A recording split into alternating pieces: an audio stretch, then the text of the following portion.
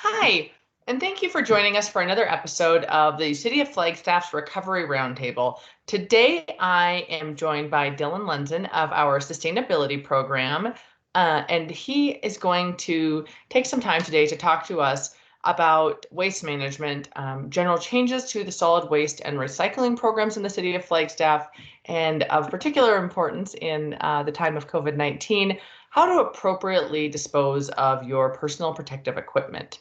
Hi, Dylan. Hi, Jessica. Thanks for the invitation. Yeah, so my name's Dylan Lenzen again. I am the sustainability specialist within our sustainability section, and I oversee our materials management work, which includes everything from waste prevention to recycling to composting. So, yeah. Thanks for joining us, Dylan. Do you want to start out? Maybe you could explain some of the general changes to our solid waste and recycling programs for folks that are watching. Yeah, so just given the COVID-19 pandemic, there's been a couple changes to our solid waste programs, and they're very minor at the moment. But right now, one of the programs that is very popular within Flagstaff is our drop-in swap program out at the landfill. That's currently suspended right now. You can still use the Hazardous Products Center. They just aren't allowing you to take away material like you could have before. They also, at the landfill, are requiring credit card payments rather than cash payment. And then they are also suggesting, if you can, to avoid using the landfill for only essential trips. They've seen some pretty high numbers just given all the home projects going on at home, and are seeing some pretty high traffic out there. So if you do go, just expect a little bit longer of a wait time. Yeah, I think they were seeing waits up to 30 minutes about a week ago, just with that high volume. And so if you do need to go, be prepared that there could be a bit of a wait to even be able to get in and access the landfill. Yeah. So Dylan, what about personal protective equipment? I know we're all heeding the guidance of the CDC and masking responsibly, and trying to do our part to really limit the spread of COVID-19. What should folks be aware of when they are trying to dispose of personal protective equipment? Yeah, so there's a few of those items, whether it's the mask, the gloves, or even the flushable and disposable wipes that people are using. Those are things that we may not have been using in as the same quantities that we are now. But we just wanted to reiterate that those things need to go in the trash. And especially with the flushable wipes, those aren't actually flushable, and make sure that those go in the trash as well. Unfortunately, that is some confusing language that those marketers use, but we want to make sure all of those items go in the trash. And then I did want to mention to you there are reusable options for things like masks. Those cloth masks can be washed. Just make sure that you are washing them regularly if you are doing that. But if you do end up with any of those single-use personal protective equipment items, make sure that they do end up in the trash. Thanks, Dylan. And how about for folks? I know a lot of people have been spending more time than usual at home, and we alluded to that earlier when we were talking about the large volume that the landfill has seen. What about if you are doing some of those house projects and you have bulky trash to get rid of? What should residents of the city be aware of? What are the rules? Yeah, so if you live in a single family home, you're likely aware of our bulky trash pickup program, which happens every 6 weeks, which allows you to put those large items on the curb that might not necessarily fit in your normal trash bin.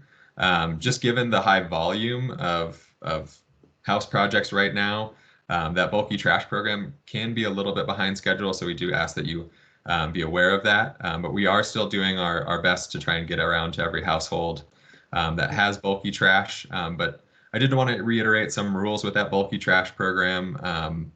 You need to make sure that your piles are fit within a 5 by 5 by 10 area. That's 5 by 5 by 10 feet. Just to make sure that there is a manageable amount of waste that our staff can actually pick up in a reasonable amount of time.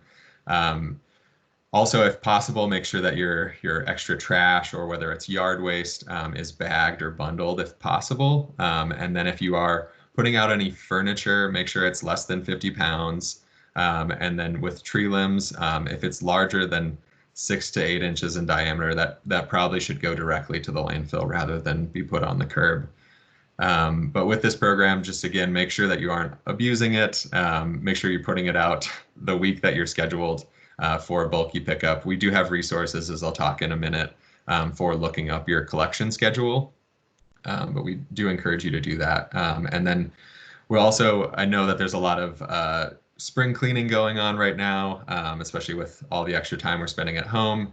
And so with that, we're using a lot of potentially hazardous products, or we're getting rid of some hazardous items, whether it's electronics or other items like that. Those need to go to our hazardous product center for proper disposal rather than our trash bin. And that is actually out at the landfill. It is open Monday through Saturday, 8 a.m. to 3 p.m. So I know we talked about this a little bit before, Dylan, last week. So those of you who missed it, you can check out the Recovery Roundtable from last week, where we talked about local food resources. For those folks who aren't going through a period of food insecurity right now, are there steps that they could still be taking?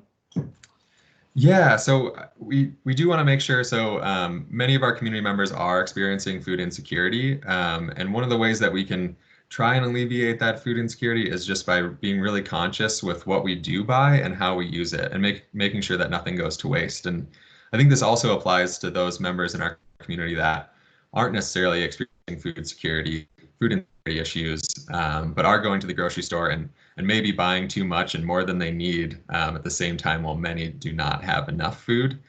So that's important to keep in mind. We encourage residents not to panic buy. I think we've made it through the time period when some of us were considering doing that. But as you can, make sure that you're planning out your meals before you go to the grocery store. That'll make sure that you aren't buying any more than you need. To do that, you can meal plan. You can bring a shopping list with you to the grocery store. All those things keep you from making those impulse buys for things that look super appetizing, but we don't necessarily have a plan for, and oftentimes end up going to waste. Once you do get home, I encourage you to make sure that you're storing your food properly.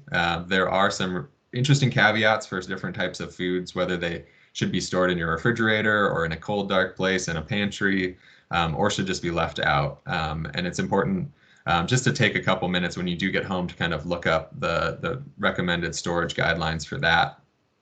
And then also, if you do have excess food that you aren't going to get to in time, I encourage you to use your freezer. There's a great food waste prevention mechanism, is just shove it in the freezer. It'll last another couple months, and then you can just eat it whenever you have the time. It's amazing what you can freeze and how long it can last. Yeah. And if any of you have done a grocery order and you accidentally received far too many of an item, oftentimes you can freeze it. So that's always a great option, because I know that I've heard from folks who have intended to buy a quarter of a pound of beans and they got 5 pounds of beans or something like that. So rather than tossing that food, really take your time and consider what other options might be available for it.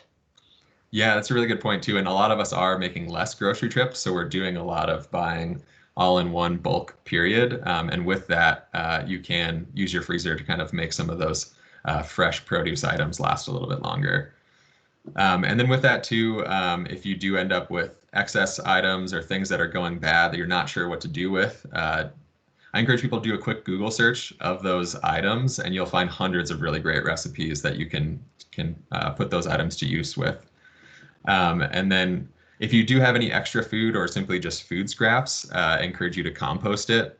You can compost in your own backyard, but even if you don't have the space or the time to do so, there are a couple composting companies in Flagstaff that do residential pickups. One called Corbin Composting and another called Compost Crowd. And both of those provide you with just a 5-gallon bucket that gets picked up on a regular basis, that you can get rid of those items rather than throwing them in your trash. That's fantastic. Thank you. And then Dylan, I know you mentioned the Recycle by City website. Is there, could you show folks how they could navigate that website and how they could use that effectively? Yeah, I'm just gonna share my screen really quick here. Thank you.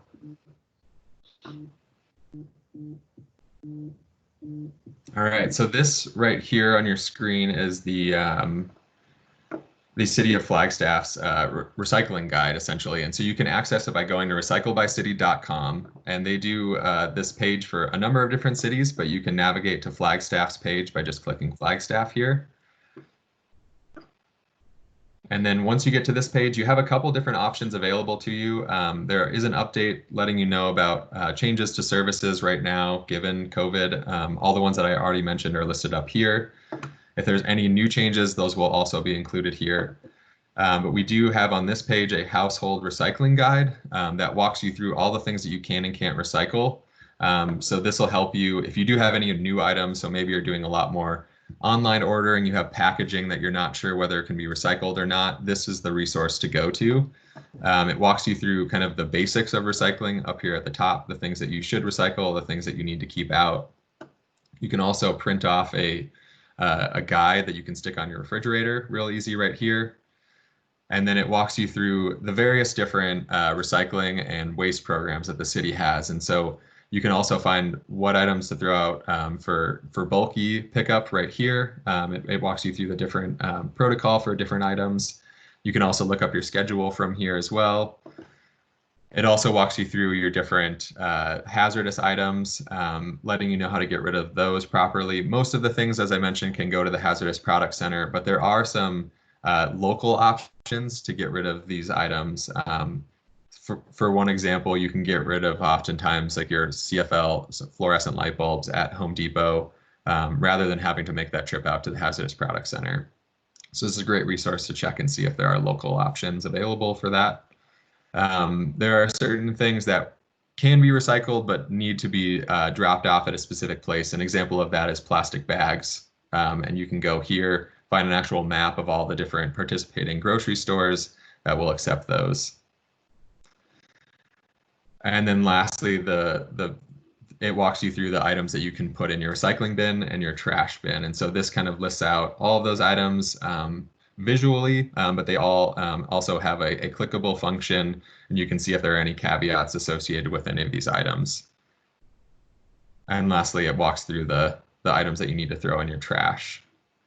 But in addition to the household recycling guide, you can also, if you have kids at home, we have a quiz on here that's pretty quick, but it's a great educational opportunity. You can test your recycling knowledge. I'd encourage everybody to try it. I think it's always surprising to find out what we think is recyclable, but isn't actually recyclable. And then the last thing that you can do on here is look up your pickup schedule. And so all you have to do is enter in your street address to look it up. And then once you do, it returns back this calendar of your recycling collection dates. So it lists out when your trash gets picked up, when your recycling gets picked up. If you do have glass recycling, that'll be listed in here as well. And then as well as your bulky pickup. I would definitely encourage everyone to use it for their bulky schedule, as that is kind of a confusing schedule. It's not the same week every month. Rather, it just rotates on a 6-week schedule. So it can be hard to keep tabs on, but this schedule will make sure you do it properly. And then the last thing you can do with that is sign up for actual schedule reminders, so you never miss your scheduled pickup date. Thanks, Dylan. That's a super comprehensive resource. Thank you for sharing that and doing the walkthrough. Yeah, no problem. It is a really great resource, and I encourage everyone to check it out. Awesome. Thank you. And Dylan, if folks have questions that are specific to that they can't find the answer on either watching this or on the Recycle by City, where should we direct them to? Yeah, so you can always give us a call. We're happy to chat with you about what can and can't be recycled or any of those other questions that you have. You can reach us at 928-213-2158. That number is also going to be listed throughout that Recycle by City guide. So I would encourage you to check that one first, and then if not, just give us a call. Awesome. Thank you. And thanks to everybody for tuning in for another episode of Recovery Roundtable. As a reminder, you can always submit questions to recoveryroundtable@flagstaffaz.gov. And thanks for tuning in. We'll see you on Thursday. Thanks so much.